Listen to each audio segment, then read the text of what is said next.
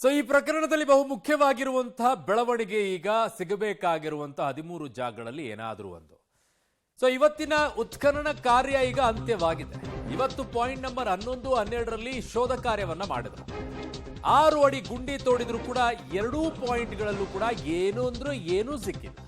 ನಾಳೆ ಇನ್ನೊಂದು ಪಾಯಿಂಟ್ ಇದೆ, ಅದು ನೇತ್ರಾವತಿ ನದಿಯ ಎಡಭಾಗದಲ್ಲಿ ಆ ಸ್ನಾನಘಟ್ಟ ಏನಿದೆ ಅದರ ಎಡಭಾಗದಲ್ಲಿ ಇದೆ ಅಂತೆ. ಆ ಎಡಭಾಗ ಹೆಂಗೆ ಅಂತಂದ್ರೆ ಸಾರ್ವಜನಿಕರು ನಿರಂತರವಾಗಿ 24 ಗಂಟೆನೂ ಓಡಾಡುವಂತ ಜಾಗ.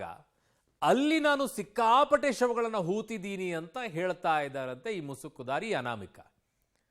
ನನ್ನ ಸಹೋದ್ಯೋಗಿ ಸುಕ್ಪಾಲ್ ಪೊಳ್ಳಿ ನನ್ನ ಸಂಪರ್ಕಕ್ಕೆ ಸಿಗ್ತಾ ಇದ್ದಾರೆ. ಸುಕ್ಪಾಲ್, 11, 12 ಇಲ್ಲ, 1ರಿಂದ 10 ನಾವೊಂದು ಹೇಳ್ತಾ ಇದ್ವಿ ಸಣ್ಣ ಮಕ್ಕಳಿದ್ದಾಗ. ಅದನ್ನ ನಂಬರ್ ಹೇಳ್ಬೇಕಾರೆ ಅದು ಬಿಡೋಣ. ಈಗ 1ರಿಂದ 10 ಕತೆ, ಈಗ 1ರಿಂದ 11 ಕತೆಗೆ ಬರೋಣ. ಅಲ್ಲ, 1ರಿಂದ 12 ಕತೆಗೆ ಬರೋಣ. ಈ 12ರಲ್ಲೂ 6 ಬಿಟ್ಬಿಟ್ರೆ ಇನ್ನೇನೂ ಇಲ್ಲ. ಆ 6ದ ಲೆಕ್ಕ ಇಟ್ಕೊಂಡ್ರು ಅದು 30-40 ವರ್ಷದ ಹಳೇದಂತೆ, ಇವನ ಟೈಮ್ ಪೀರಿಯಡ್ದಂತೂ ಅಲ್ಲ. ಹಾಗಿದ್ದ ಗುಂಡಿ ತೋಡಿಸಿದ್ದೀನಿ ಅಂದ್ರೆ IPS ಆಫೀಸರ್ಗಳು ನೀವು ಇಲ್ಲಿವರೆಗೂ ಗುಂಡಿ ತೋಡಿಲ್ಲ, ಬನ್ನಿ ಒಂದ್ಸಲ ಗುಂಡಿ ತೋಡ್ಬಿಡಿ ಅಂತ ಹೇಳಿದ್ದ. ಏನ್ ಕತೆ ಅಂತ ಇದೆ ಎಲ್ಲ ನೋಡ್ತಾ ಇದ್ರೆ ಹಂಗೆ ಅನಿಸ್ತಾ ಇದೆ. ಖಂಡಿತ ಅದೇ ರೀತಿ ಅನಿಸುತ್ತೆ. ಯಾಕಂತ ಹೇಳಿದ್ರೆ ಆತ ಮೊದಲ ಗುಂಡಿಯನ್ನ ತೆಗೆಸುವಂತ ಸಂದರ್ಭದಲ್ಲಿ ಎಲ್ರಿಗೂ ನಿರೀಕ್ಷೆ ಇತ್ತು, ಏನಾದ್ರೂ ಇದರಲ್ಲಿ ಇರುತ್ತೆ, ಅಷ್ಟು ಆತ ಕ್ಲಿಯರ್ ಆಗಿ ಎಲ್ಲವನ್ನ ಗುರುತಿಸಿದ್ದಾನೆ. ಆದ್ರೆ ಆ ಬಳಿಕ 2, 3, 4, 5 ಹೀಗೆ ಹೋಗ್ತಾ ಇರುವಾಗ ಏನೋ ಇಲ್ಲ ಅನ್ನುವಂಥ ಒಂದು ಸ್ಥಿತಿಗೆ ಬಂದಿತ್ತು. ಆ ಬಳಿಕ 6ರಲ್ಲಿ ಸಿಕ್ಕಿದಾಗ ಒಂದು ಚರ್ಚೆ ಆಯಿತು, ಇಲ್ಲಿ ಸಿಕ್ಕಿದೆ ಹಾಗಾಗಿ ಇನ್ನೆಲ್ಲ ಕಡೆಗಳಲ್ಲಿ ಸಿಗುತ್ತೆ ಅನ್ನುವಂಥದ್ದು. ಆದರೆ ಅದು ಆತ ಹೇಳಿರುವ ಪ್ರಕಾರ ಸುಮಾರು 20 ವರ್ಷಗಳಿಂದಲೂ ಹಳೆಯದು ಅನ್ನುವಂಥದ್ದು ಗೊತ್ತಾಗಿದೆ. ಆ ಬಳಿಕ ತೊಂದರೆ ಇಲ್ಲ, ಇನ್ನು 7, 8ರಲ್ಲಿ ಸಿಗುತ್ತೆ. ಜೊತೆಗೆ ಆತ ಹೇಳಿರೋದು 9 ಮತ್ತು 10ರಲ್ಲಿ ನಾನು 16 ಶವಗಳನ್ನು ಒಂದೊಂದು ಕಡೆಗಳಲ್ಲೇ ಹೂತಾಕಿದ್ದೇನೆ ಅನ್ನುವಂಥದ್ದು. ಹಾಗಾಗಿ 9 ಅಥವಾ 10ರಲ್ಲಿ ಸಿಗಬಹುದು ಅನ್ನುವಂಥ ನಿರೀಕ್ಷೆ ಇತ್ತು. ಅದು ದೊಡ್ಡ ಪ್ರಮಾಣದಲ್ಲಿ ಸಿಗುತ್ತೆ ಅನ್ನುವಂಥ. ಆದರೆ ಅಲ್ಲೂ ಏನೂ ಸಿಗಲಿಲ್ಲ.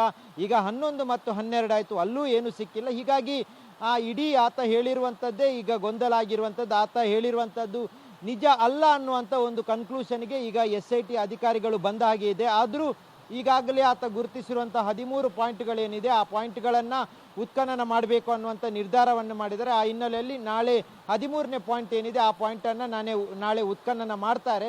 ಆದರೆ ಈವರೆಗೂ ಯಾವುದೇ ರೀತಿಯಾದಂಥ ಆತ ಹೇಳಿರೋ ಪ್ರಕಾರ ಒಂದೇ ಒಂದು ಕಳೆಬರಗಳು ಸಿಕ್ಕಿಲ್ಲ. ಆತ 100 ಶವಗಳು ಅನ್ನುವಂಥದ್ದನ್ನು ಹೇಳಿದ್ದಾನೆ. 100 ಶವ ಬಿಟ್ಟಾಕಿ ಕೇವಲ 1-2 ಆತ ಇಷ್ಟೊಂದು ಸ್ಥಳಗಳಲ್ಲಿ ಗುರುತಿಸಿರಲ್ಲಿ 1-2 ಸಿಕ್ಕಿದ್ದಿದ್ರೆ ಆತ ಹೇಳಿರೋದಕ್ಕೆ ಒಂದು ಸ್ಪಷ್ಟತೆ ಇರ್ತಾ ಇತ್ತು. ಆದರೆ ಈವರೆಗೂ ಎಲ್ಲೂ ಒಂದೇ ಒಂದು ಕಳೆಬರ ಸಿಗದೇ ಇರುವಂಥ ಹಿನ್ನೆಲೆಯಲ್ಲಿ ಆತ SIT ಅಧಿಕಾರಿಗಳ ದಿಕ್ಕು ತಪ್ಪಿಸಿದ್ನ, ಅದರ ಜೊತೆಗೆ ಇಡೀ ಜನರನ್ನ ದಿಕ್ಕು ತಪ್ಪಿಸುವಂತ ಪ್ರಯತ್ನ ಮಾಡಿದಾನ ಅನ್ನುವಂಥ ಪ್ರಶ್ನೆಯೂ ಈಗ ಎದ್ದಿರುವಂಥದ್ದು. ಜೊತೆಗೆ ಆತ ನಿನ್ನೆನು ಗುಡ್ಡದ ಮೇಲ್ಭಾಗಕ್ಕೆ ಹೋದಾಗ ಅಲ್ಲೂ ಸಾಕಷ್ಟು ಶವಗಳನ್ನು ಹೂತಾಕಿದ್ದೇನೆ, ಅಲ್ಲಿ ಬನ್ನಿ ತೋರಿಸ್ತೇನೆ ಅಂತ ಹೇಳಿ ಈ 11ನೇ ಪಾಯಿಂಟನ್ನು ಆತ ಅಲ್ಲಿಗೆ ಡೈವರ್ಟ್ ಮಾಡಿದ. ಆದರೆ ಅಲ್ಲಿ ಹೋದಾಗ ಸಿಕ್ಕಿರುವಂಥದ್ದು ಓರ್ವ ಆತ್ಮಹತ್ಯೆ ಮಾಡಿಕೊಂಡಿರುವಂಥ ಪುರುಷನ ಕಳೆಬರ ಅನ್ನುವಂಥದ್ದು ಗೊತ್ತಾಗಿದೆ. ಹೀಗಾಗಿ ಈತ ಆರಂಭದಿಂದಲೂ ಹೇಳಿರುವಂಥದ್ದು ನಿಜ ಅಲ್ಲ ಅನ್ನುವಂಥ ಒಂದು ಹಂತಕ್ಕೆ ಈಗ ಎಲ್ಲರೂ ಬಂದಿರುವಂಥದ್ದು.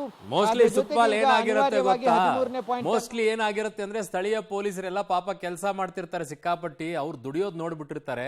ಇವ್ರ ಕಡೆಗೆ ಬೇಡ ಇರಿ, IPS ಆಫೀಸರ್ಸ್ ಅನ್ನ ಕರ್ಸೋಣ, ಇವರು ಒಂದ್ಸಲ ಗುಂಡಿ ಆಗಿಲಿ ಅಂತ ಹೇಳಿ ಮೋಸ್ಟ್ಲಿ ಕರ್ಸಿರ್ಬೇಕೇನೋ, ಅದ್ರ ಪ್ರಯತ್ನ ನಡೆದಿರ್ಬೇಕೇನೋ. ಇರ್ಲಿ ನೋಡೋಣ, ಇನ್ನೊಂದು 13ನೇ ಗುಂಡಿ ನಾಳೆ ಏನಾಗುತ್ತೆ ಆ ಲೆಕ್ಕಾಚಾರ ನೋಡೋಣಂತೆ, ಆಮೇಲೆ ಮಾತಾಡೋಣಂತೆ. ಧನ್ಯವಾದಗಳು ಸುಕ್ಪಾಲ್ ನಿಮ್ಮೆಲ್ಲ ಮಾಹಿತಿಗಾಗಿ. ಸೊ ಇದು ಒಂದು ಕಡೆಗೆ ಆಗಿರುವಂತಹ ಬೆಳವಣಿಗೆ. ನೋಡೋಣ ಇನ್ನೊಂದು 13ನೇ ಪಾಯಿಂಟ್ ಕೂಡ ಇದೆಯಲ್ಲ, ಅಲ್ಲಿವರೆಗೂ ಸ್ವಲ್ಪ ತಾಳ್ಮೆಯಿಂದ ಇರೋಣ.